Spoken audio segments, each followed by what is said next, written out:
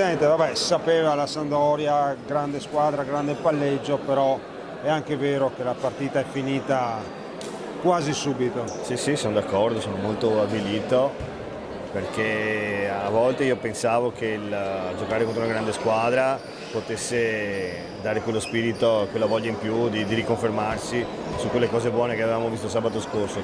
Invece siamo ripiombati nell'oblio di qualche settimana fa. Non vedo reazione, non vedo coesione, non vedo niente di niente. Sarà che dopo sai quando vedi queste cose qua pensi tutto in maniera negativa, ma di positivo cioè, anche con tanta fantasia ne vedo gran poco. So che magari uno anche il più ottimista possibile avrebbe potuto vedere magari se fai il secondo gol la partita si incanala in una determinata maniera, ma coi se coi ma non va da nessuna parte, questa è la realtà.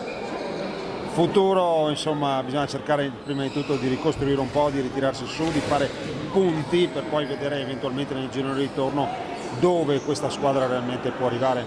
Adesso ci vuole una scossa in qualche maniera perché sono ormai settimane e settimane che andiamo avanti, non è la prima volta che vediamo una partita del genere avvilente.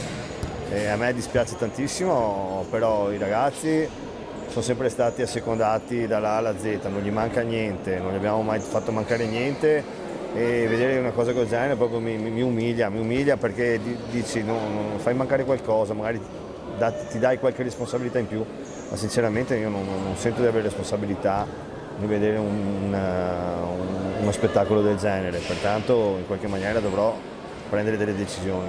Quindi è prevista evidentemente una discussione sul piano tecnico anche con il mister, con il direttore sportivo. Bisogna fare delle azioni adesso perché stiamo discutendo troppo, siamo diventati grandi discussioni, grandi parole, grandi propositi, ma alla fine sono i fatti che fanno la differenza.